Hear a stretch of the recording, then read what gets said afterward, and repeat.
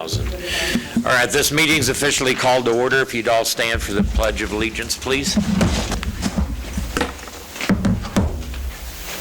I pledge allegiance to the flag of the United States of America and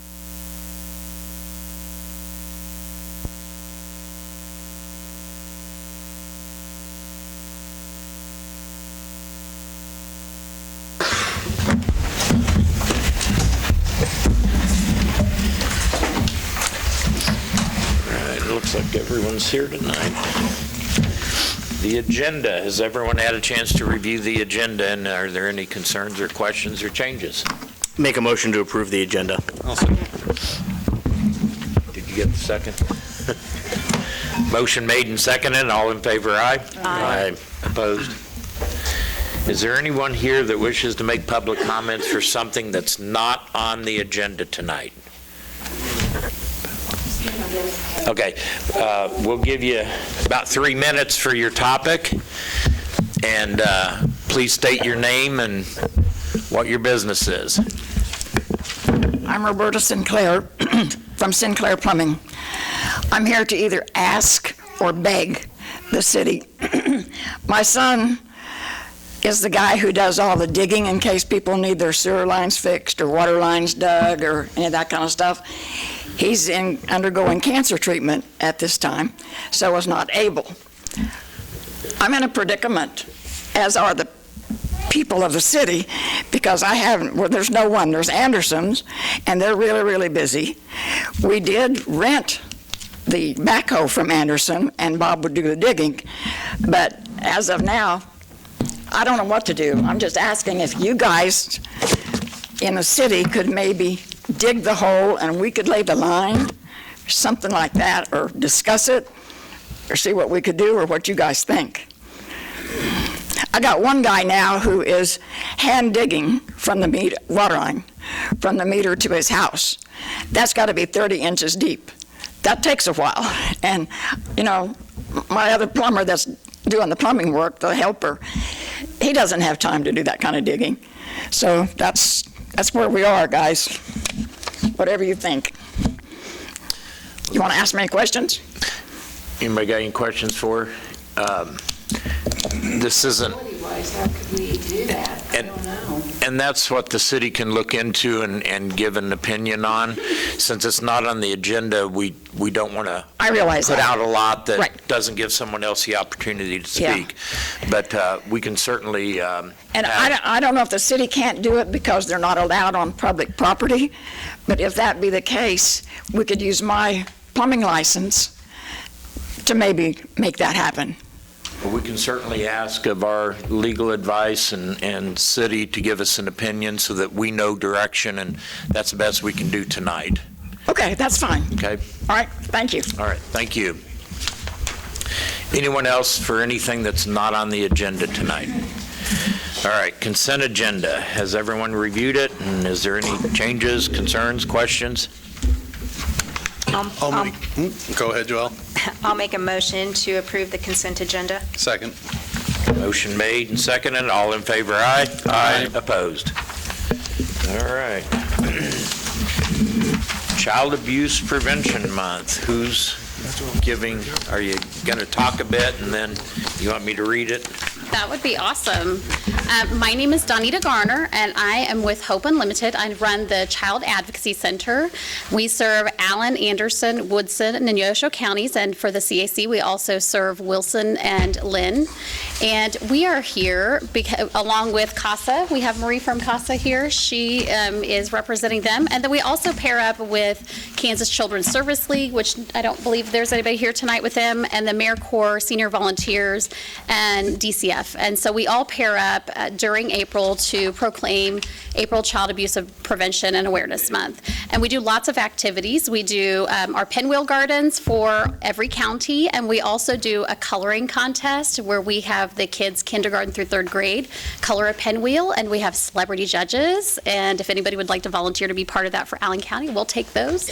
And we do that to make sure that we're getting a good safety message out there to talk about if you're being hurt or you know someone who is being been hurt, please tell a trusted adult. And so it's always good to give those kids the words to actually talk about what they're going through, or if they know someone that's being harmed, that we want to encourage that as well. And so in the year of 2023, we did over 100 forensic interviews for our entire population, and we joined together with our multidisciplinary team with law enforcement, DCF, prosecution, and with our other partners to get together and to address child abuse in a multidisciplinary way, so that everybody can actually get all the services they need from the beginning of the process to the end. Does anybody have any questions about that? Awesome. If you would like to proclaim April Child Abuse Awareness Month, that'd be wonderful. I can do that. I'll come out there and read it with you out there. Hand it to you after that.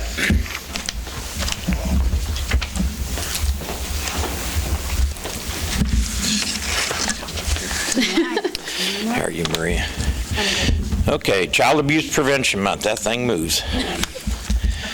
Whereas our children are our most valuable resources and will shape the future of Allen County, and whereas childhood trauma, including abuse and neglect, is a serious problem affecting every segment of our community, and finding solutions requires input and action from everyone.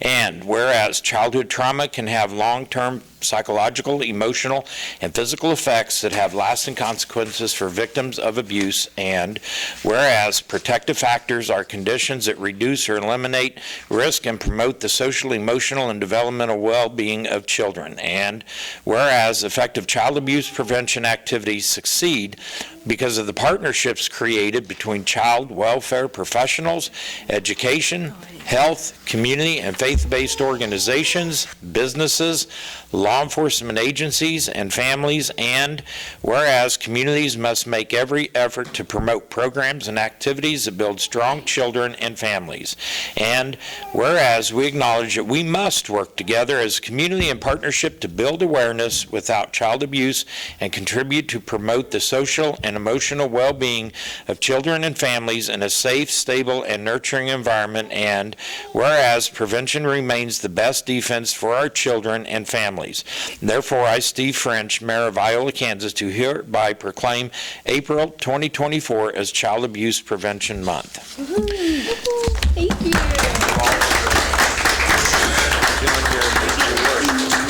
Yeah, I'll sign when I come back up. And can we get a picture?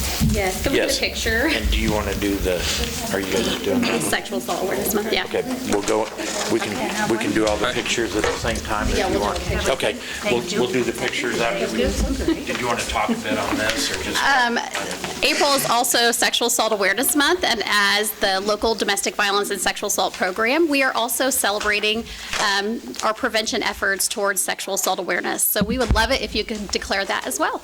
Okay. And Donita was going to give you statistics too for Allen County. Go ahead. For Allen County. Last year we had 30 adult victims of sexual assault and 48 children. So thank you very much for understanding the seriousness of this and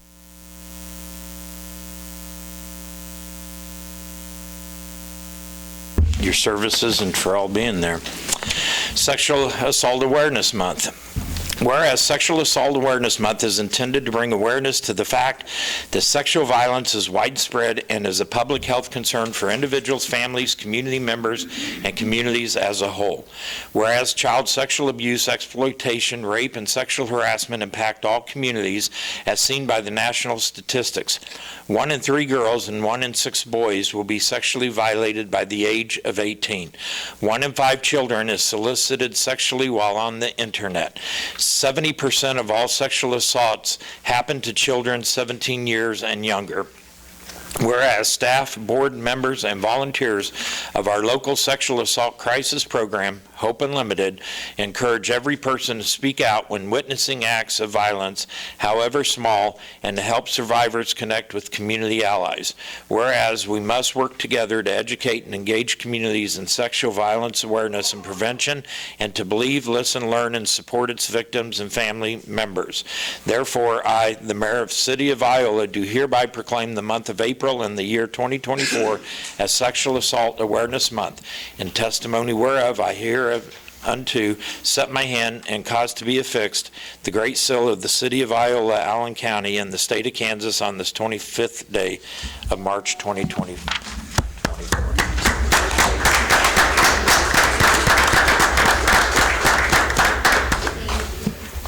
If you guys don't mind a picture, that would be amazing.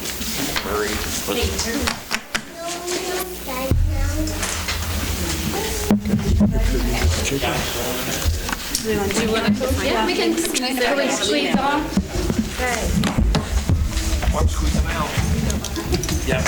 Where we going here? Apparently, you're the tall guy, you're in the back.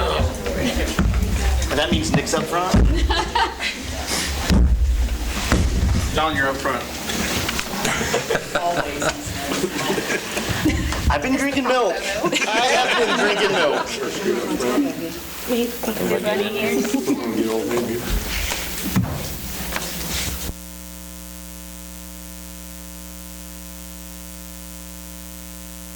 Thank you. Thanks for coming.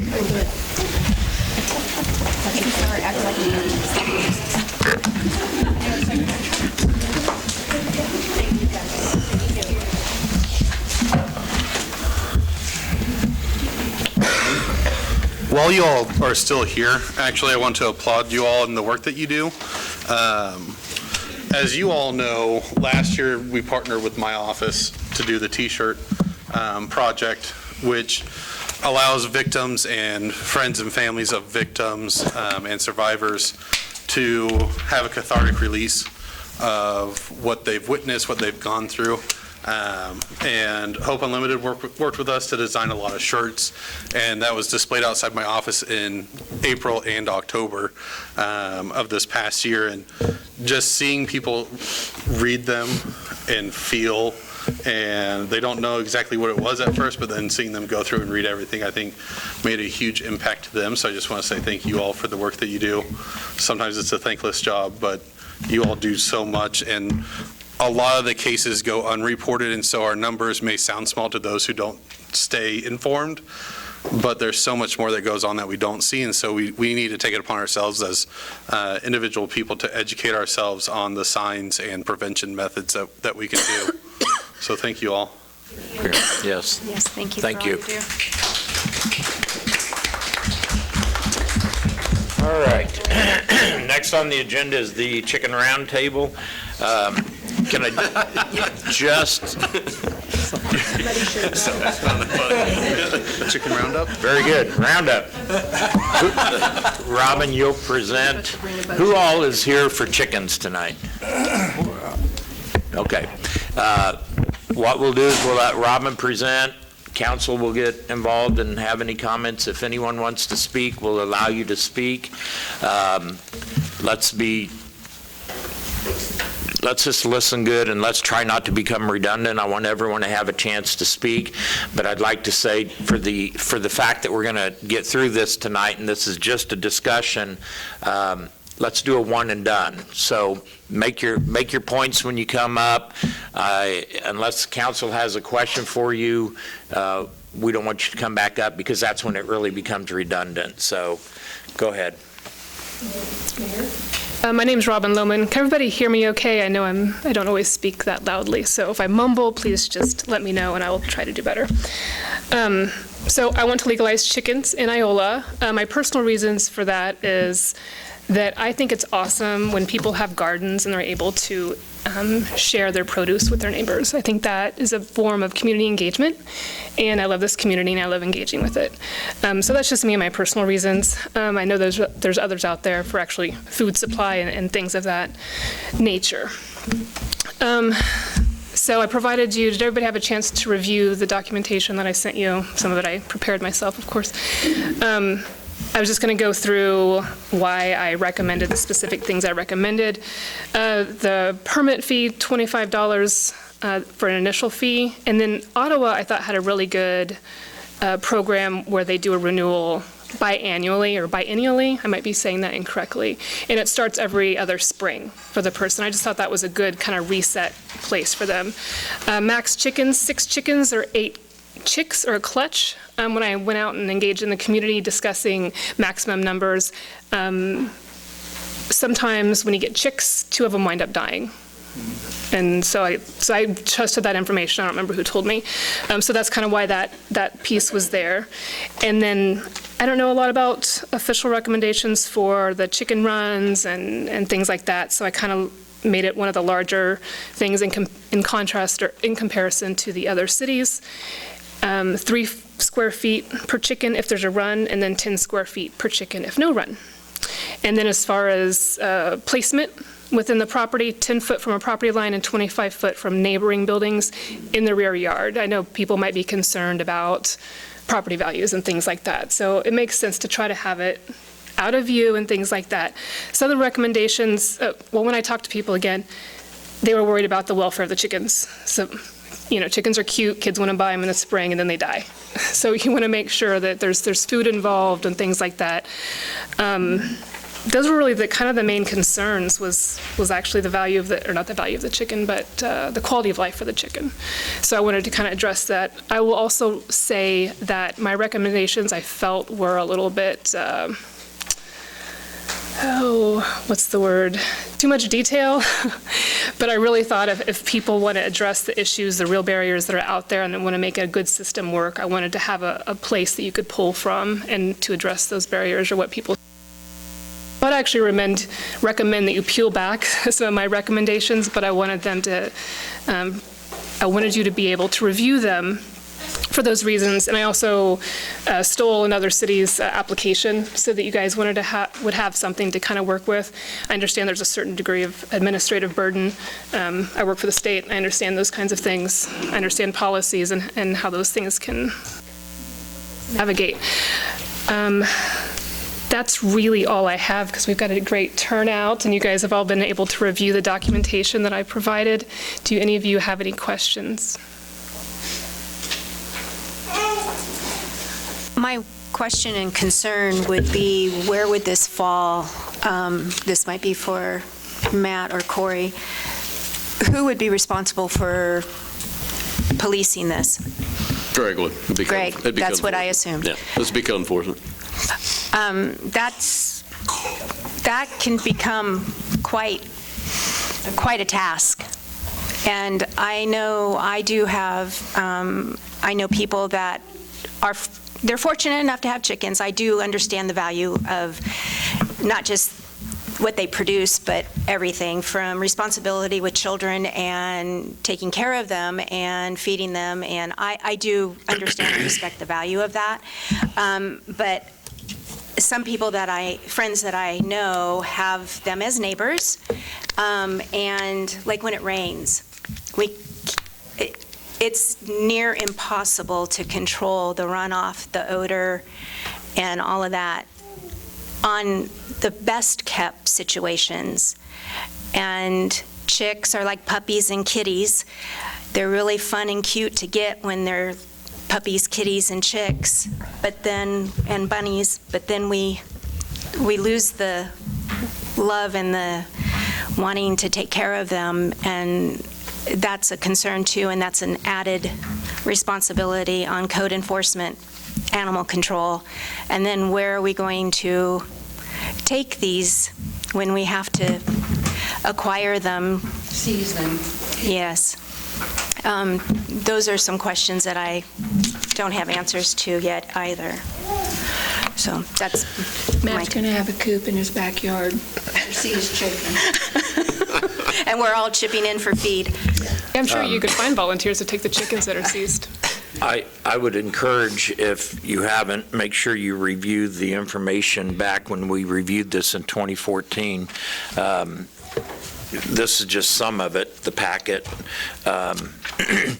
We reviewed it quite thoroughly, and I feel like if we proceed with allowing, I think we came up with a pretty good ordinance in the past, and we addressed all those concerns. And there's really a sort of a no tolerance built into it.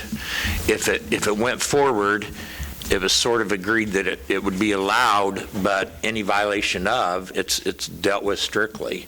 And it was even a Class C misdemeanor, and it would be adults applying for the permit for the purpose of laying eggs, not the Easter chick. And I know you can't always control that, but that could be a violation if you're just getting it for Easter and it's a chick. We also didn't allow in the past for free range. And that was, again, to try to control any that might get out. I don't think we allowed them to sell their eggs either. No, it was for your own consumption to go along with your gardening and stuff like that. But like I said, this is, Joel was there, I was there, John was there.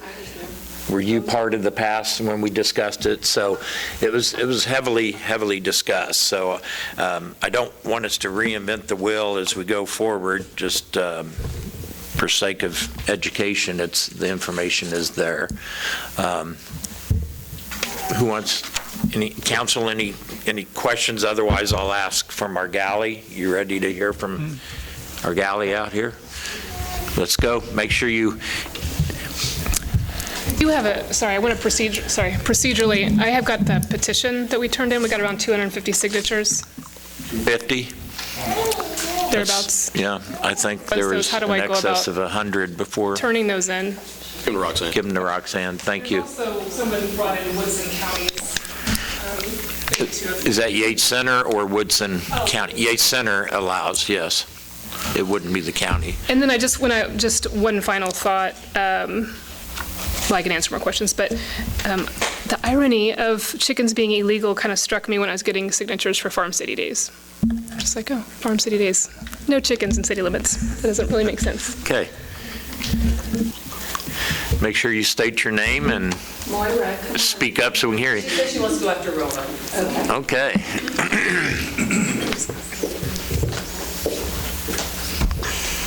Hello, my name is Rohan Springer, and today I want to talk about how we should allow chickens in the city limits.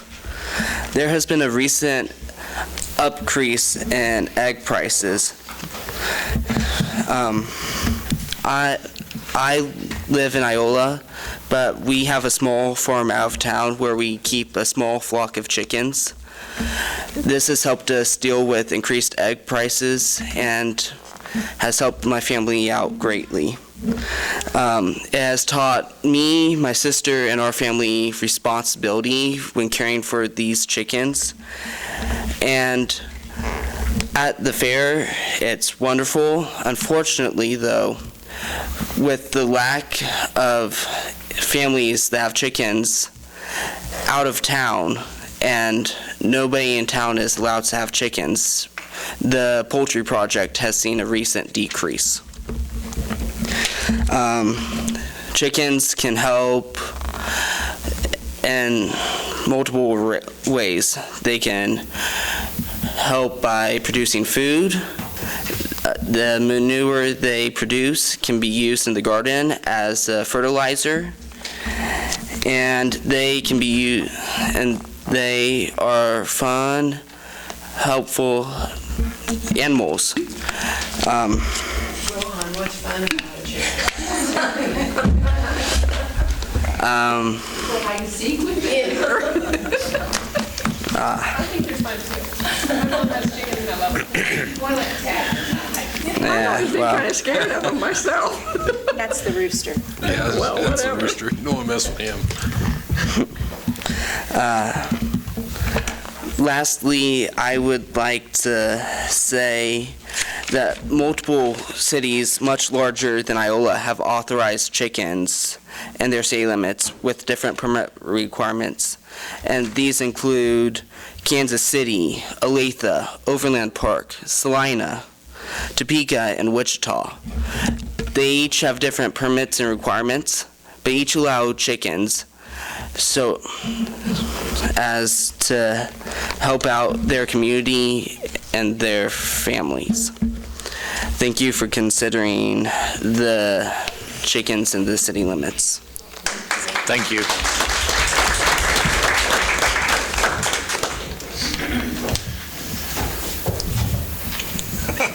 Might pull, Apparently, she's more scared of you than the legislature is. pull the mic down. Thank you. She's excited. Did you know there are over 1,000 breeds of chickens? But if you are showing in Kansas, there are only 54 breeds you can show. Hello, my name is Moira Springer, and I have had chickens my whole life, since I have a farm just outside of Iola. My favorite breed is a blue Cochin, which ranges in color from a very light gray to blue or black. Since they can be so light, they are difficult to keep clean, which means they don't perform as well at the fair. If I could keep a couple of chickens at my house, they would be better at the fair, since they wouldn't be so dirty. A couple of my favorite breeds are salmon Faveroles. They have fluffy cheeks, feathery legs, and an extra toe. They are a beige color. Another breed is a red-shouldered Yokohama. They are a very petite breed. They have red shoulders, and the rest of them are white. Last year, we got a new breed, Blue Laced Red Wyandotte. They are a medium-sized breed. They have a Wyandotte appearance, which makes them look like they have a big booty. In conclusion, I have enjoyed having chickens in my life for as long as I remember. I think it would be great if other Iola citizens also got to experience the joy of chickens. Thank you for your time. Thank you.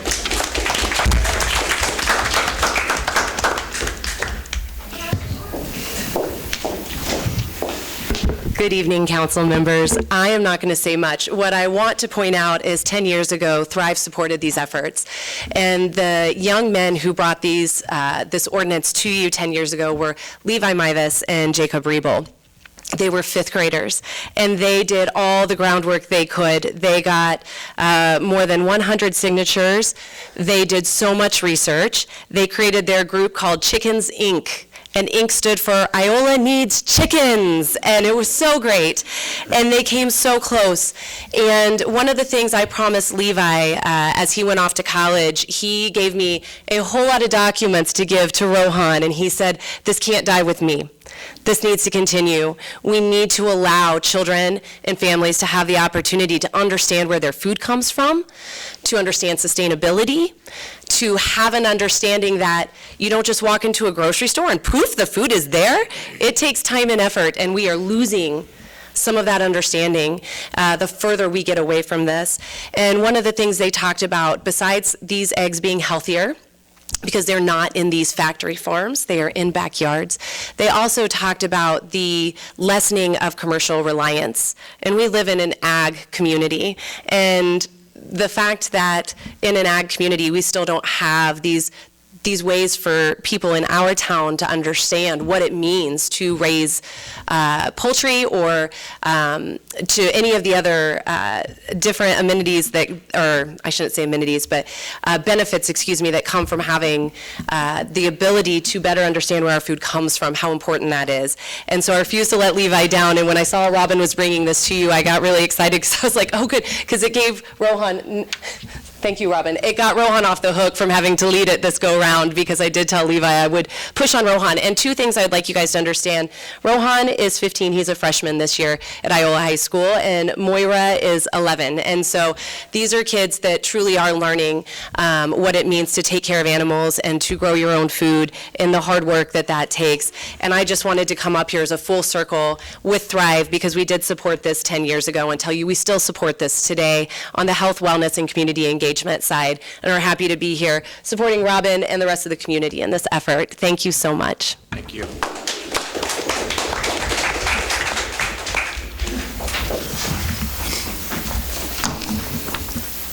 Hi, my name is Christine Tholen, and I just wanted to speak up in support of allowing chickens in Iola. My sister, she lives in Kansas City in a very crowded, compact neighborhood, and her neighbor actually has chickens. And a number of times I visited her a lot, and I had no idea the neighbor had chickens until she told me they did. So I feel like if Kansas City can do it, we can do it too. In the last few years, I think we've all seen that we can't always rely on the food chain, the food supply chain to get us the food we need all the time. I can remember seeing grocery stores with empty shelves where eggs should be. And I think it also, with inflation continuing to increase and food prices going up, I think this would be very good for our families to be able to have a chance to produce their own eggs. And they would be healthier when you can control, your chickens would have fresh air and good food, and they wouldn't be the factory chickens. So you would get the healthier product. And as a complete kind of cycle, especially for people with gardens, they can eat a lot of food waste. So that takes stuff out of the landfill, but also then the manure is a wonderful compost. So it's just the whole food cycle that you can do in your own home. And chickens are, they're quiet, they're funny, they're good pets. They're not aggressive, they're not loud, they're really neat animals. So I would urge you to support chickens in Iola. Thank you. Thank you.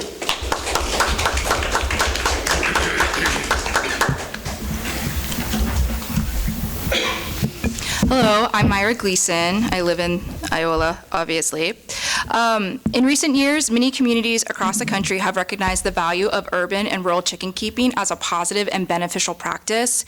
Cities and counties have updated their ordinances to permit a limited number of chickens on residential properties with sensible regulations in place to ensure the well-being of the animals and the maintenance of clean and orderly neighborhoods. I believe what we're asking for as people who are supporting to have chickens here in our neighborhoods is that we want like a responsible opportunity. When it comes to if we get like they're so cute, they're going to die. We're not asking to be irresponsible with this opportunity. We're asking that we have the chance to honor other counties and other cities across this whole country who have done a really good job of putting things in place for us to be responsible. I think it would be awesome to consider a 2-year trial, as it takes 6 to 9 months for a hen to actually lay a reasonable egg. And so if the city is on the fence about any of those things, to offer a 2-year trial to show that the city can be responsible with 5, 6, 7, 8 hens. I believe that the city should follow suit and allow residents the opportunity to keep a small number of chickens on their properties. Allowing chickens here in Allen County, as well as the city of Iola, which Allen County already does, but the city of Iola would promote self-sustainability, provide families with fresh, nutritious eggs, reduce household waste through composting, and offer a valuable learning experience, not just for children and animal care, but also for adults. I was growing in the city all of my life, and having chickens we were allowed to have, but I was never allowed to have them because my parents didn't necessarily want to take care of them. I love sustainability. I have a garden. I want their poop. It is the best poop for fertilizer that came out of a Michigan study. The NIH has said that your protein goes up in children 38.6%. The protein in adults goes up by 32%. As when you have access to eggs, you have something to eat at all times. Inflation is at 7%. So being able to have these things in the back of our yard, as well as a garden, it's an absolute need, I think, not just in my life, but from numerous people here and numerous people who have signed the petition, that we're all, like, this is a strong interest of the city, and we strongly believe that the city should consider this, as I firmly believe in the we the people of the Constitution here also in our city limits. So thank you.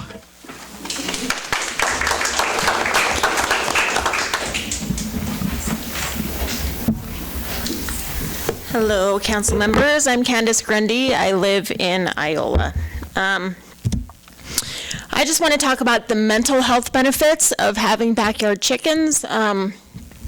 Going through the pandemic, especially in California, we were fortunate enough to live in an area where we were allowed to have backyard chickens, and to have an excuse to get outside every day to take care of my animals made a huge difference. And I know that I can speak for a lot of other people.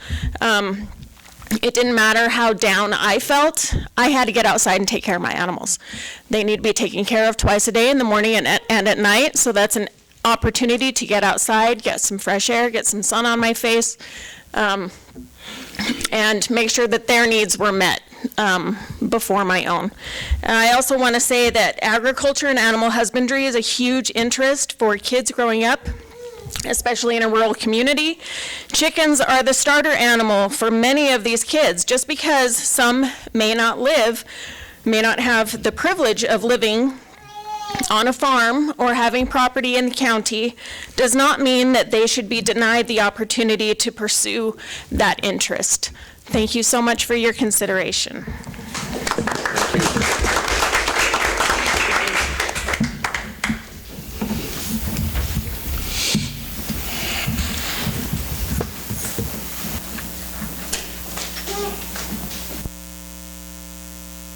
Hey, so my name is Nathan Cunningham, and I think I can honestly say I'm the only person up here so far that doesn't want chickens. But, it's a big but.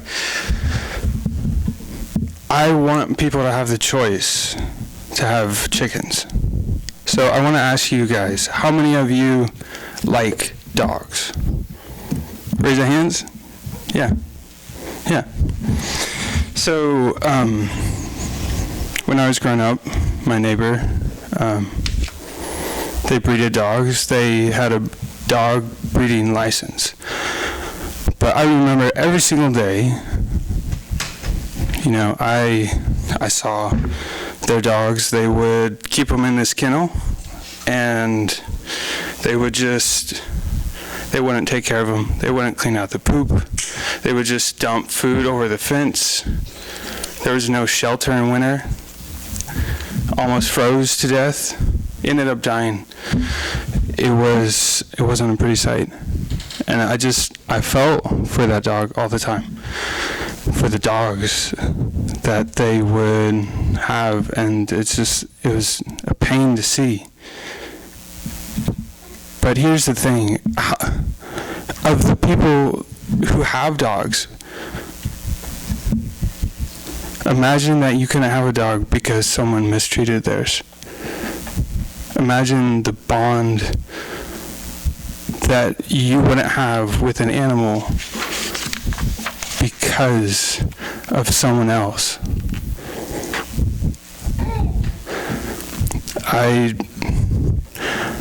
I can't say that everyone who's going to get a chicken is going to take care of it. But I at least want people the opportunity to try. So, thank you. Thank you. Anyone else?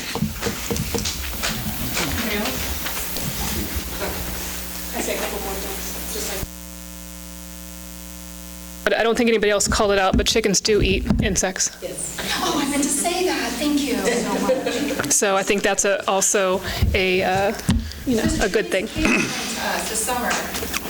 Yeah, we need those chickens before they get here.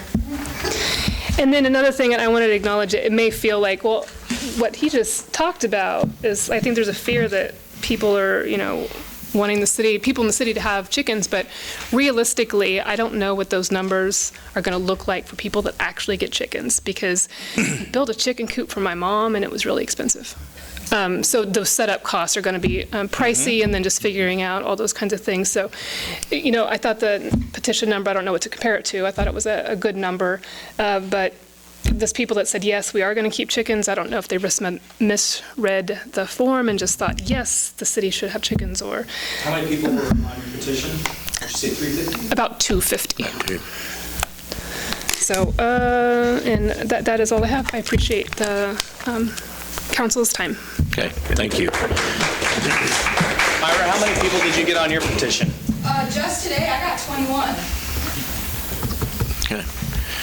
Thanks, everyone. Thanks, everyone, for coming and speaking, and we'll debate amongst us here to see if there's any direction to give the city. If we do go forward, which I would like to suggest that we do at least go forward and consider it and bring it to a formal vote again, I would also like us to start with the documents that we ended with that I think spelled everything out fairly thoroughly. One thing, if the rest of the council is in agreement to at least consider and go forward, I would challenge those of you here to come to the next meeting we discuss this and to bring with you some input and ideas on what do we do if we have a pen fell and we have 6 chickens running the neighborhood? What do we do if the city gets called and has to house 6 chickens? Jeez. We do that too. You're right. Yeah. What do we do with those chickens, since we typically don't, we take dogs, cats to the vet, but we don't do chickens? What do we do if there's one needing to be disposed of? How can we legally dispose of one? But I'd like those of you interested in keeping chickens to help give some direction. Council, hear from you. I guess I'll start. Matt, we just passed a new ordinance about vicious dogs, and the line in there is victim, and it doesn't actually specify humans or other animals. So theoretically, if a chicken gets into my yard or my dog gets out, or there's a chicken in the street, my dog's in the street, and it kills the chicken, that would put it as a vicious animal, as the current stands. Okay. And so with that current policy, I can't, because dogs are going to eat chickens, chickens are going to get out, dogs are going to get out. With that current policy, I couldn't be in favor. So does the same apply with cats? If your cat is same, theoretically, do we not allow cats while we're at it? If it gets out, it would be a vicious animal. And we just passed the vicious animal ordinance. That dog, a Chihuahua, it would still be a vicious animal. So here's the reasoning. But as that stands, I'm not willing to vote in favor of this with that ordinance as it's worded. That would actually be a good scenario to bring up to the judges, because they assured us that they would weigh all factors and consider all information, because as you know, I had a concern about what was deemed a vicious dog and a nuisance dog. But I would hope that, knowing that dogs would go after chickens, that they wouldn't charge that dog. But you're right. As it states, any animal that kills an animal is a vicious animal, under our current policy, which we passed about a month ago. And we did have one in court that killed another dog.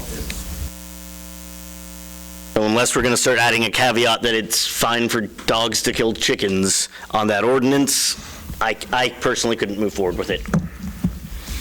Anyone else? Add those caveats. Let's figure out what we need to do. I mean, how many people have spoken in favor of chickens? It's a lot. We're just shy of 300 people. Personally, I can't see any downsides other than these little things that we have to work in. John makes a great point. Roosters. Maybe a lot of people don't want to hear from roosters. I can't blame them. Kids are highly benefit from raising animals. It's really good for them. These eggs are far superior in nutrition. I think Iolans deserve to have food security. They should be able to have their gardens. They should be able to have their chickens. When we were in California, there was a time you were allotted to have a dozen eggs during the pandemic. If that can happen once, it can happen again. And do we want to sit around and not be able to have control over our food? I think we should have an amount of control over our food. Chickens greatly bring down insect populations. I've personally have a lot of experience with it. Not a lot, but I mean few years. And I can when we lived on our farm in California, 350,000 people around us, we were allowed to have chickens. It made a huge difference in the amount of flies that were in our neighborhood. Very noticeable. Get rid of those flies. They are like nature's Roomba. They go and they graze all day long. It's all they're doing is picking bugs out of the ground that drive us crazy. It makes a huge difference. I know that there's challenges with this, but I think that the challenges are worth the benefits. My opinion. I will address Max real quick. I've been around the council for a long time, and I don't trade votes. And I also don't vote in favor of something on the promise the council will act to change something else.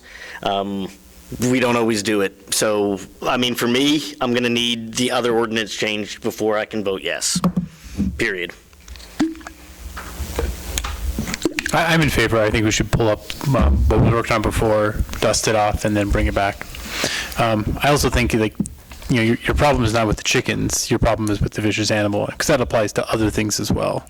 It doesn't matter if we allow chickens. It's just any animal if it attacks, even a wild animal. You know, a wild bird. You know, and so the problem lies with that. But we're calling chickens pets and that's a now. separate issue. We're calling chickens pets versus a wild animal, and it's different when a pet attacks another person's pet. Blatantly. I mean, the dog kills a squirrel, it's not somebody's pet squirrel. True. But according to the ordinance, as you pointed out, there is no difference. Yeah, but the squirrel's not going to press charges. The owner of the pet chicken may. So yeah, I think we should dust it off and bring it back in 2 weeks or 4 weeks, preferably before spring's coming. So let's get it going. Mark, any input?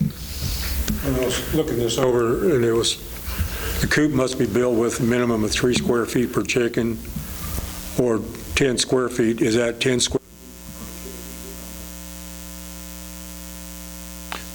Whose information is that? Yeah, I don't know that I mean, we'd have to look at what was written before. Litter control must be refreshed regularly. What's regularly? You know. And another one was the odors shall not be, beyond the property boundaries. Well, you get a good rain going and you're going to have it through the alleys and everything else, so.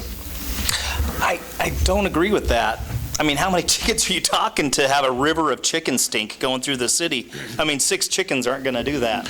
They're just not. I've had dog pants across the alley. And if they're in a coop with a cover on it, because like I said, part of the agreement that I introduced earlier was no free range. So most of those have a roof over it, so wouldn't a lot of the runoff be protected? My other concern is I've seen a lot of foxes, groundhogs, possums, skunks in town.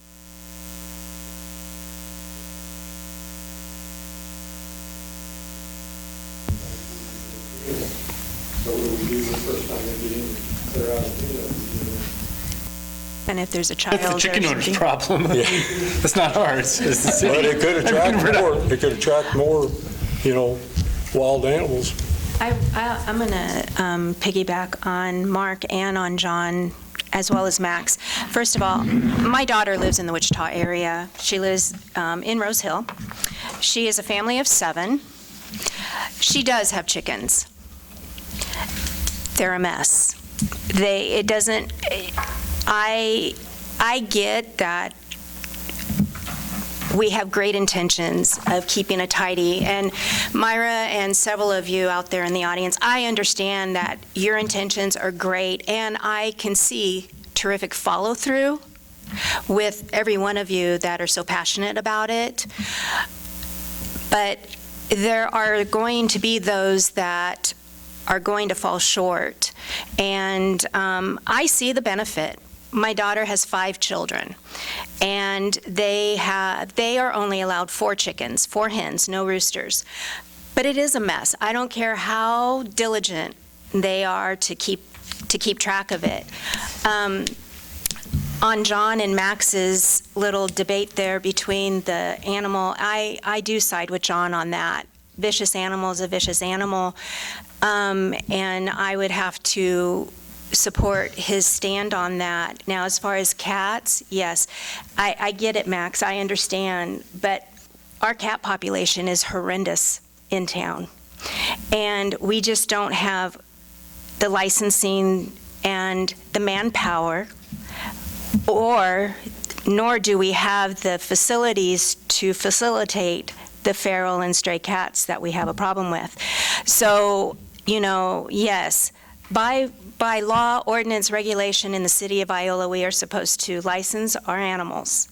But I guarantee you only a small percentage of the citizens that have pets are actually going to the city and getting their annual dog or cat license, cat tag.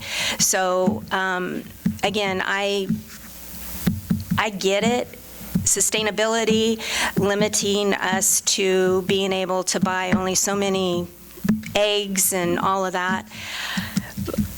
But the bottom line is it's going to end up becoming a nuisance with the amount of people that will not have the follow-through to abide by the ordinances that we would set forth.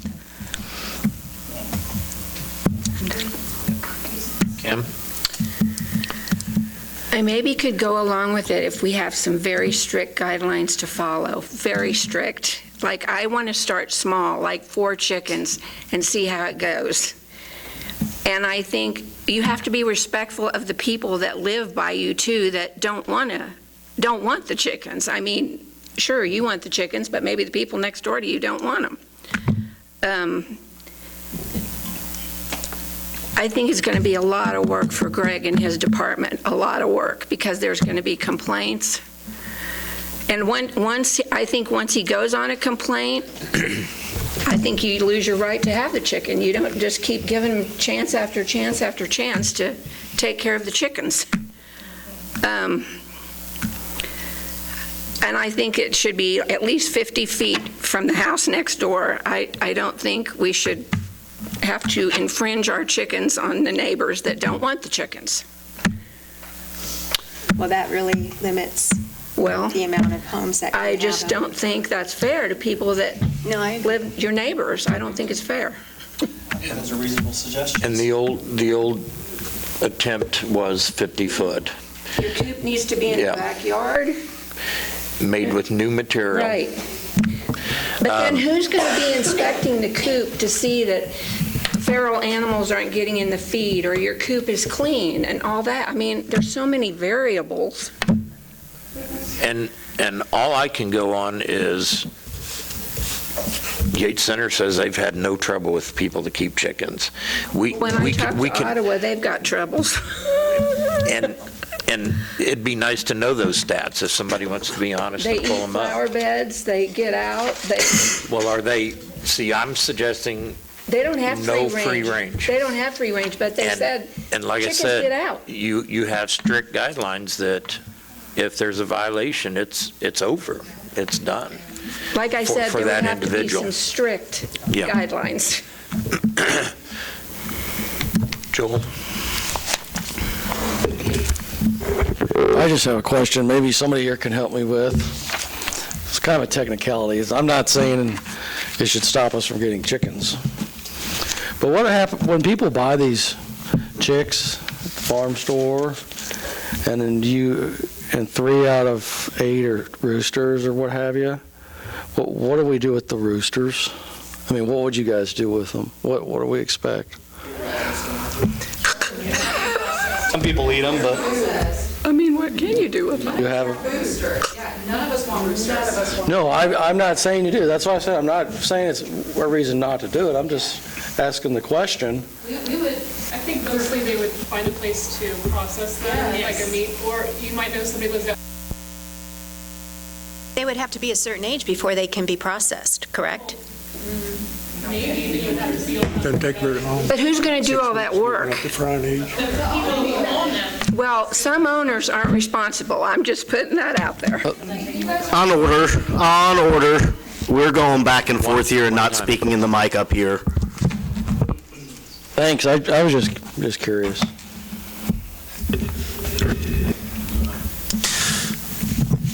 So part of me in thinking on this, I had one of those spiraling thoughts of like what would be next And no, it's not positive thoughts, and it's not thoughts that should be happening. But it was, part of me had a thought of like, are cows going to be the next thing that gets brought up? Not necessarily an appropriate thought in this sense. I think the biggest issue that I have over everything is the huge question that other policy has with what a vicious animal is. I'd like to see that fixed. I see the benefit of them having chickens. I also see issues, but at the same time, I'm not gonna rely on the ifs, on if something were to happen, then this. I do agree with that we need to have some strict restrictions on it, and I think starting small with 4 would be a good start. As Robin also said, do a 2-year trial, and then we can go from there. So. The problem with the 2-year trial, though, is once you allow them, you've basically allowed everyone that has them to keep them. You can't just be like, oh, you had these for 2 years, get rid of them. But can't you also do the ordinance in a sense where it expires in 2 years, unless it comes back and voted on? Well, listen, you guys can do whatever you want. To me, it's either all in or all out. Yeah. Well, once somebody puts the money and has a pet chicken, 2 years, you shut it down. I don't see how that would be feasible. And then what do we judge as a good trial run versus a bad trial run? And I also do have Josiah's concerns with not necessarily cows, but goats. Goats are great at eating weeds and mowing your yard, or a pig. Well, believe it or not, when I research this, a lot of cities allow it. Well, But they required like 15,000, 20,000 square feet per head. That's how they kept it. And like I said, it was a thought that I really shouldn't have had, but sometimes when we stress out, we start to have thoughts like that. But I would like to see something fully written up and review it to consider. Okay. So I would say the consensus is we dust it off, we look at it again, and we need to get some information on the ordinance that John brings up. Absolutely a good point. Well, we're going to have to change that before we move forward with the chickens. Well, but we can, right. We can do them at the same time. We can do it at the same time. We can see what that data reveals. And Matt, can I request that you resend me that email? I was trying to thumb through my emails, and I don't think I deleted it, but I may have. You talking about the past information? Yes. That was Corey. That was Corey that sent it? Okay. Well, if you don't have it, let me know. Send me a text and I'll give it to you, or I'll just resend it in the We're morning. thinking about what we're going to do with the chickens that are seized. I mean, Well, and that's where I would like those in favor. You hear what the Because it's concerns are. So put your information together and send it to us. All right, I think we've concluded that topic, and appreciate everybody's input, and remember, we're neighbors. Let's keep it kind. Thank you. Moving on to transient vendor license discussion. I will, Joelle and I have talked about this in the past. I agree that it needs to be reviewed. Looks like to me a lot of the ordinance was written in 1988, so Joelle, we'll let you present your information. Well, first of all, I'd like to thank Matt, Corey, and Mayor for allowing us to bring this to the agenda. It was brought to my attention last fall with somebody that was wanting to come and do an event with one of the businesses around the square, and they were going to, our vendor transient license is $250 for 6 months. I'm sure several people are aware that we are starting to trend upwards with mobile businesses, mobile food trucks. I personally am also going towards that as well, with something that I've been dreaming for a couple of years. But I would like to see that we offer or get more in line with some neighboring towns, like Chanute, for example. And then Corey I don't know who took care of getting the information. I put the spreadsheet together, but actually Renee over in the clerk's office did the calls for me and gave me the data. Okay, well, So- and I appreciate you guys doing your due diligence on that. I would like to see this get reviewed with those that are not based in Iola, as well as those that do currently have brick and mortar stores. When I presented this to administration last fall, it was kind of told to me that we created this twofold, to make business owners responsible in paying their sales tax to the state, as well as the door-to-door salespeople, like back in the day of Amway and Kirby and all of that, to maybe kind of discourage a little bit more of the door-to-door sales. But I think that enough time has passed that we need to freshen it up a little bit and bring it more in line with our neighboring communities and kind of follow the trend that we're going with the mobile vendors. I would agree, and maybe this is, you said based in Iola, I would almost say based in Allen County. I don't really, I know that it's a city fee. I would also like to see some of those lower temporary business ones added. Particularly if you're just coming in for a one-off event, if you want to come down to the fair, if you want to come to Farm City Days, Well, if there's a concert. But fair Yeah, and Farm okay. City Days, those fees that are paid, correct me if I'm wrong, but those fees that are paid are for them to have space, not for their selling. Like, That's a non-city space they're paying. It's they're paying the It's the committees. fair and the committee. Yes. Okay. So non-Iola. that's apples and orange. Well, but there are other events that somebody may want to come down to, other than those two, if we have a concert, Well, whatever. the one in particular, I'll just put it out there, the one that, I'm sorry, what? You don't get charged in Chinook. Yeah, you. Not the ones we do. Oh, okay, but you do events, though? Yes. But if you, for example, what I was looking, or what I was brought to my attention was Audacious wanted to have a vendor come during Black Friday. If you were to go to a business for a private event, you would be required to pay, I believe it's $25 plus the $10 non-refundable application fee, so $35 for a 2-week license, temporary license. And they also have $250 for a 6-month temporary license. We only have the $250 temporary license. So I'm looking to see about it being a little bit more obtainable for people, and I know that Mayor actually requested, so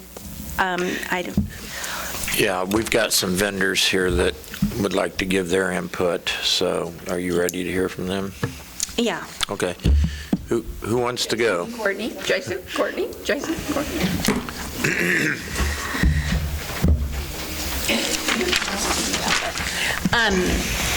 So I know we're open a little longer than 6 months. We own Tropical Snow. We're not a brick and mortar, but we do have a cement foundation. We have to be on axles because we are in a floodplain. We purchased that land, though. We pay property taxes. We live here in town. We have to have those axles, so if it floods, we can just hook up to it and get it out of there. Sales tax. We pay sales tax. I mean, I don't know what Dairy Queen does. I know they're a seasonal business. Do they have to pay the $250? I mean, I'm just curious. No, they're a brick and mortar, Yeah, but how are we different from them? Well, We see, open first- about the same time they do. Right. Well, first of all, my question would have been, and you already answered it, is you purchased the land. The difference on this, and that's why I opened up this can of worms, because I want to see consistency and in all honesty, fairness to all business owners. And so I was not aware that I didn't know if you rented the space or you purchased the land. So you are paying Allen County property taxes. And that's where this other conversation that Mayor and I had was for brick and mortar. In a sense, that's where you would that's what I would classify you as, because you have land that you are paying property taxes on. Another one is Sam and Louie's. You know, they have land that they are paying property taxes on, and they are subjected to this $250 temporary business license. They already have a business license. They already have the tax ID that they pay the sales tax to the state of Kansas, which in essence goes to the county of Allen, the city of Iola, so on and so forth. So they have to pay it because they have a mobile portion of their business? Yes.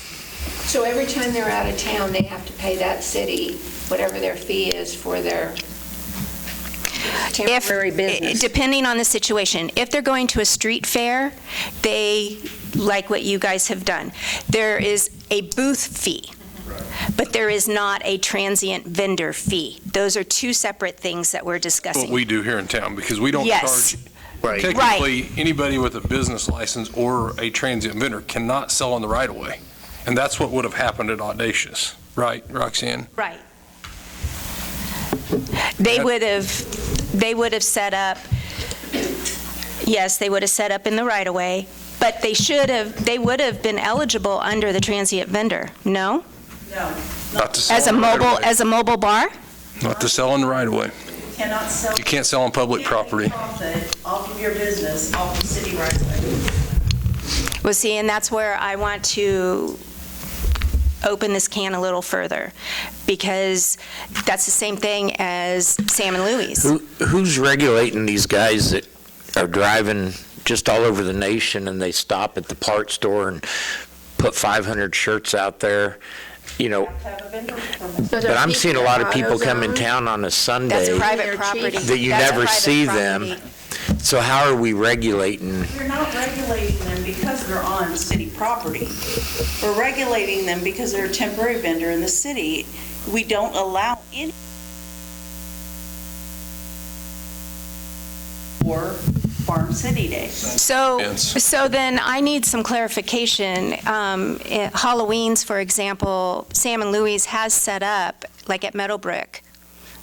In violation, yes.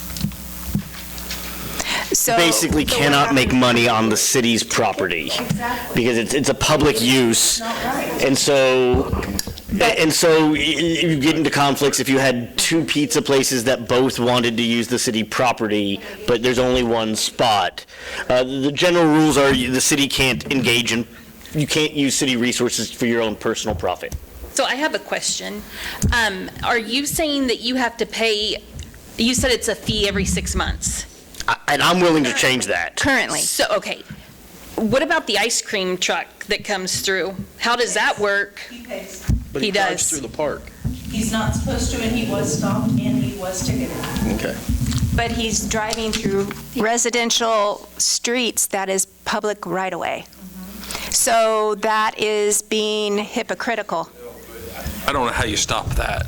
So that's why we need to revisit this then, or There's a difference between, I mean, I don't see the difference. because like John said, you can't allow a business to be here in this spot when two businesses want to be in this prime spot, or. Well, okay, I'm gonna, And I think we should revisit this, and I think we should make some changes here, especially to the fees and licenses. I definitely think that we should, view this, we're not totally out of line on the 6 months, but we definitely need the 2-week and 1 week. We need some options we in do there. need some options, especially for those more seasonal type of businesses. And I would also say if you have property that's part of the business, that you don't have to pay the city. I would be willing, I know that we're the city of Iola, but I would be willing to extend that at least to our other cities, just to be good neighbors to them. If they have food trucks that want to come up here and try to make it countywide, but I don't agree with others. Again, And maybe try to sign an interlocal with them. Here's why I'd be against that. I talked to another business, and his property taxes went up to $14,000 this year, and they're getting ready to review those again. And that's where I think we're discussing we need to revisit it, because you guys are paying a property tax on your trailer as well, right? Yep. It's registered. So they're paying property tax. The land is paying property tax. We're getting sales tax. So let's be more business friendly to those within our confines that are already contributing to our community. Let's give back to our Eco-Devo enhancers to help them by reducing the fees that they have to pay on a seasonal basis. And I really would like to figure out how it really bothers me deep inside about this situation that I'm using Audacious again as an example. How are they supposed to, I mean, in Sam and Louis, you said they did it in violation, but They get caught. I mean, the police can deal with that, but it's. Ticket them, right? Yeah. You ticket them? Yes. Yes. We've run people out of town. That didn't so proper are you license. telling me there is absolutely no way of modifying that? Like, well, I mean, What, you mean on the right of way? yeah. I think those businesses choose where they're at, I guess, is my thought. And, they've only got the certain amount to work with. I don't think public right-of-way is a good place to be selling product on. I mean, or city property. But that's just me. I think I'm not so sure it's not law somewhere. Do the businesses get a permit for the back-to-school sidewalk sale? It's excluded in the transient vendors. So why can we not have an exclusion for this? For our locals only. Well, but it's not them selling. And the argument with having duplicate vendors or whatever competitors, first come, first serve. But you still want to charge them something. Well, yeah, I'm not wanting to get rid of the charge at all. I'm not wanting to get rid of that. I'm wanting to be more in line with other cities. I'm wanting it. This is an upward trend that we are looking into. So, I find that there's a lot of gray area or things that are not getting taken care of. Ice cream truck, for example, going through the city streets, that is all city right-of-way. But he's not stopping in one location for hours selling ice cream. Well, I guess it's potatoes and potatoes. We can take our mobile trailer and drive down the street and sell. Yeah. You could, Jason. You probably could.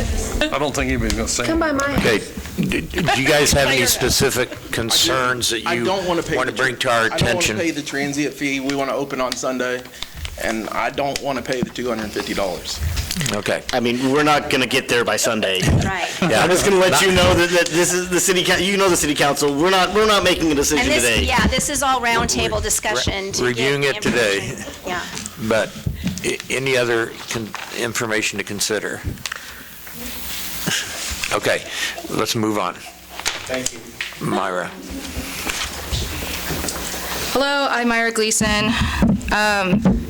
So the ordinance currently right now on the transient, I've been thinking about this for 7 months, considering that I had an opportunity to have our gelato cart at Thrive for one of their events, which was about education. And in the section 105 of our ordinance, it says no permit or permit fee shall be required of, and this is in exemption, sales at a wholesale to retail merchants by commercial travelers, sales or displays at trade shows, expositions, or conventions, sales of goods, wares, merchandise. And number 4 is sales or displays at fairs, conventions, or shows operated primarily for purposes of amusement, entertainment, recreation, or education. So I paid the $250 fee when I found out I was actually not able to go to the educational fair that they were having at the community building right over here. And what city property. So that's the confusing part as well, okay? That you can have somebody get a permit on city property, but then with that permit, they can't have people come in there on the premise of educational purposes. So I did a lot of research. That's already there and gone, so I think we all need to look at if businesses are applying for permits, where's the jurisdiction and who can sell and what can sell. So I think that needs to be looked at. Also, from what I understand is that our city ordinances are made from the Kansas statutes. And we take a lot of inspiration from those to create our city ordinances. And in the Kansas statute, I think it's Article 5, Section 115.180. This is their statute for the mobile food vendors and their license requirements and their exceptions. They have A through E. I want to focus on C, which is the person has a permanent restaurant business location in the city and operates a mobile food unit at other locations for no more than 10 days during a calendar year, which means that those individuals, business owners who have businesses already, brick and mortars, that we will not have to pay the $250 for up to 10 of those calendar days for events. For instance, I would actually try to raise that to 12, give you once a month on it. That's generous. I think that's generous. If even that. That's, that is one of the things that Mayor and I have visited about as far as definitely changing. So, I mean, those are starting points, though. These are really good starting points because there's already a statute in place in Kansas where we are already taking inspiration for our ordinances, right? So therefore, this is very doable, and if we can agree on this, I think it's something to look at because $250 to a small business owner is a huge burden, and I will tell you that. And I didn't even use that vendor, and I still had to pay for it, even after the fact that I was told literally the next day that because that we were no longer needed, and so then there's no getting money back or anything on that. So I was out $250, which was a huge burden at that time for me. How long would you have to sell to make $250? If it's a single cup, I have to sell 50 at $4 with 2 toppings. That's a lot. That's a lot. Well, this is one of the reasons why I started this process last fall with mayor and administration is to modify this. 100%. So. Yeah, because we do movies on the square. Last year there wasn't a problem with my gelato cart being out there. I don't know if it's because it was county property. I don't know if it's city property. You already had your... No. I did not have a permit at all. And I was able to go out there and sell food. So what we're doing is there is no regulations, which is my problem with the city in general, is that we want to make excuses for all these petty little things, and none of us are actually doing anything about it. The city does not do anything about it. I'm talking about the city workers that we pay taxes on. I'm talking about all these things. So there's just a lot of excuses that are made when there's a lot of easy corrections for these things. I kind of want to end a little bit just for this is that the Kansas statute regarding mobile food vendors is a crucial provision that supports local businesses and encourages diversity within the community. I believe that this section, if it is allowed to be part of our ordinance with Section 105, that it would allow individuals with a permanent restaurant business location in the city to operate a mobile food unit at other locations for up to 10 days during a calendar year without the need for additional license. The provision recognizes the entrepreneurial spirit of restaurant owners who wish to expand their reach and connect with a broader customer base. By being able to allow this, it benefits an increase of variety. It fosters economic growth, it promotes local businesses, and enhances the overall vibrancy, I believe, of sometimes our city's culinary scene, which we desperately need a food culture here. I believe that Section C of the Kansas statute will strike a balance between regulatory oversight and supporting the growth of small businesses, ultimately benefiting both residents and visitors alike. Thank you. Thank you. Anybody else want to speak? Okay. I will. I just want to say thank you for bringing this up. It sounds like a fun and easy topic that you have brought up. Let's just go both barrels tonight. I think there's a balance to be struck between, the protectionist structure that we have now and, a different structure like, Chanute or Independence that sort of promotes a diversity of options and brings more cool stuff in. So there's a balance to be had in that. So where do we go from here? Like, you brought this up. What's your recommendation? Let anyone else comment if they want to, and then I was going to let you kind of lead that since you did the official bring up. Well, do we need to redo it? Anybody else? I mean, is that what it's going to take? Redo it? Well, I think he's asking if anybody else, any other questions. Any other comments? I really would like, if we do change this, to try to sign an interlocal with Humboldt at least. We can make money down there, they can make money up here. Well, would be my dream vision on this. I think we need to eat this elephant one bite at a time first. But ideally, I would try to get some interlocals countywide. But let's do ours first and then worry about them. Right, and like was mentioned before, with the businesses that are in Allen County. Now, going outside of our county, I'm not interested in that. No.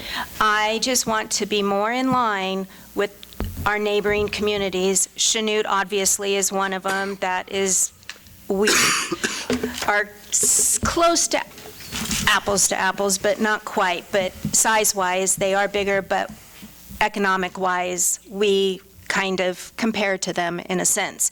So, and I want to figure out this right-of-way situation, and if we're going to do it, we're going to do it. If we're not, then we can't be making exceptions for certain people or certain situations.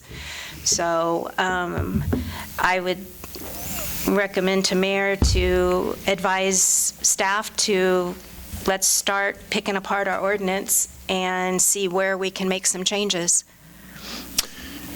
And let's help them out and submit what we're thinking. Yeah. With fees such as the tempo trailers versus the gelato cart with a brick and mortar But foundation. technically, the shaved ice, they are essentially a brick and mortar. They are paying property taxes on the pad that they are serving their business out of. So I would, with the brick and mortars, and do we want to limit it to 12 a year, or do we want it to be, that is where I'm not quite sure where we should go. More than 10, definitely. But again, those same people are paying property taxes, sales taxes, and everything else already currently. So I think we've got several different issues all in the one ordinance. Yes. And I would start with the fees and then slowly move down from there would be the way that I'd tackle this. I think we'll find we will probably find the easiest part of this to change our fee structure, followed by what I would ideally say the city brick and mortar exemptions. And from there, I think we're going to get into the weeds, but I think those would be the two places to start. I agree.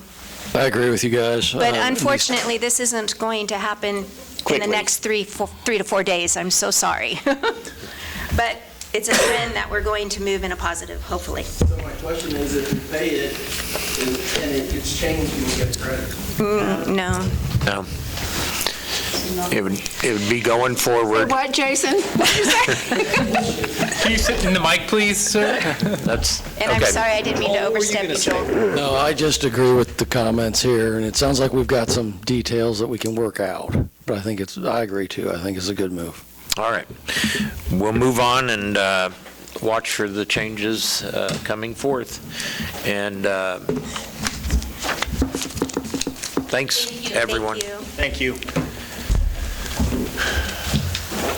Roundtable. We'll start over here with Josiah this time.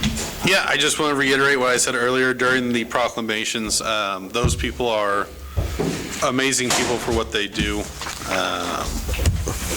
It's not easy helping people lift the damage that they've gone through due to other people and what some people choose to do to them. And so those people are real godsends.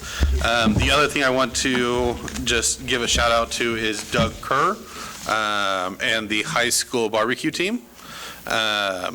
This was the first year for a state competition. They sent 2 teams, and correct me if I'm wrong, they got 3rd and 5th. Right. And so first ever competition for them. They also got 1st and 3rd for the street tacos. So just really glad to see young leaders out in our community trying something, taking a risk, and then showing that it pays off. So congratulations to them. Absolutely. Thank you for bringing that up. Joel? I'm impressed with the effort that some of these chicken folks have gotten everything together, you know?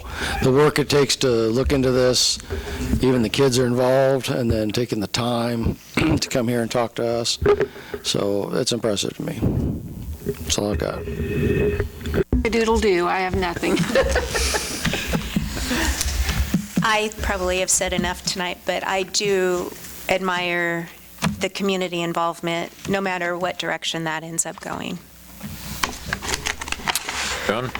Thanks for everyone that supported the college endowment auction and gala last weekend, and all the donations as well. Oh, isn't Eric seeing this Saturday? Oh, let me add that in there.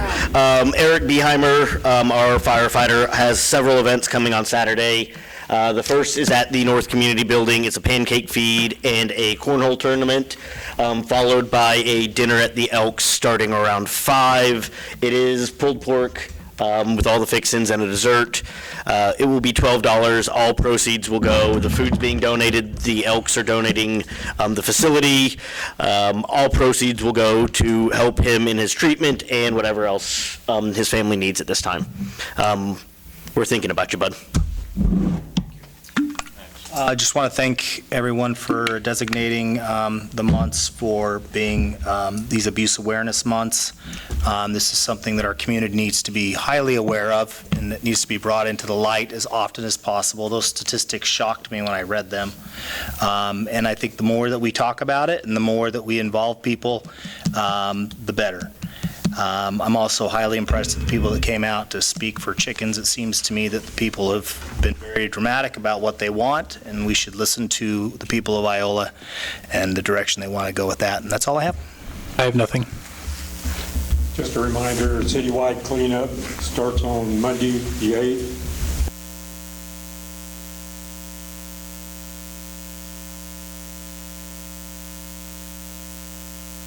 Okay. All right, what day was that again? That's the 5th? Call in. Deadline to call is Deadline to call. Okay. Deadline to call in. And along those lines, I've been receiving some concerns about those who have gotten zealous to clean their junk out. Yoo-hoo, good for them, but let's try not to block the city sidewalks. We've got quite a mess at one neighborhood on a busy street, and the individuals will have to step out in the sidewalk to get around that property at Where's this at? Colburn and Broadway. And it's piled up. Some of the stuff is in the road. I want to reiterate, I appreciate their zealousness in getting it cleaned up, but let's keep due consideration. Let's keep it on the other side of the sidewalk or up in the driveway where the front loader can still grab it and get the yards cleaned up. Also, along with cleanup, it's mowing season. Don't forget you can't put your clippings in the street. And Kim, I think, brought up a while back about the stop sign issue at Broadway in Washington. It's been brought to my attention several times, and I have to agree that when you're traveling from State Street going east at the Iola Register, now that the old filling station, there's no curb there, but we've painted parking all the way to the corner of Broadway, you stop and you have to go a little more than a vehicle length out into the roadway before you can see around the traffic that is.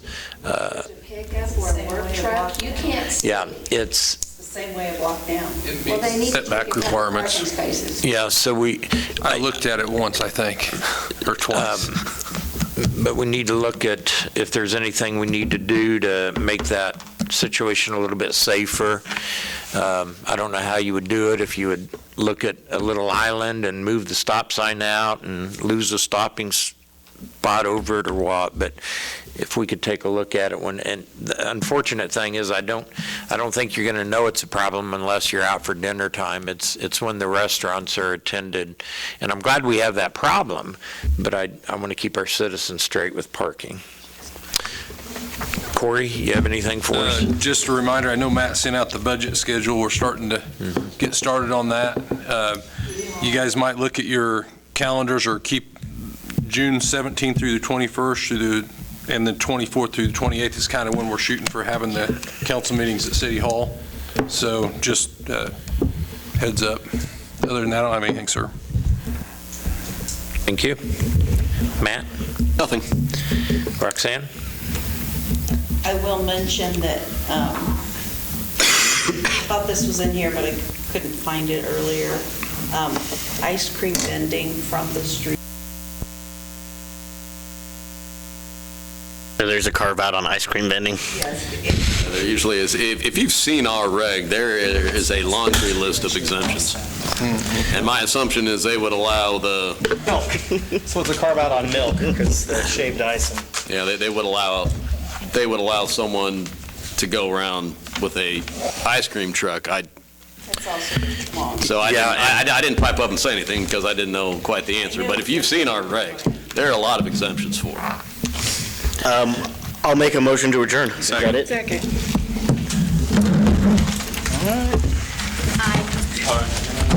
Sorry.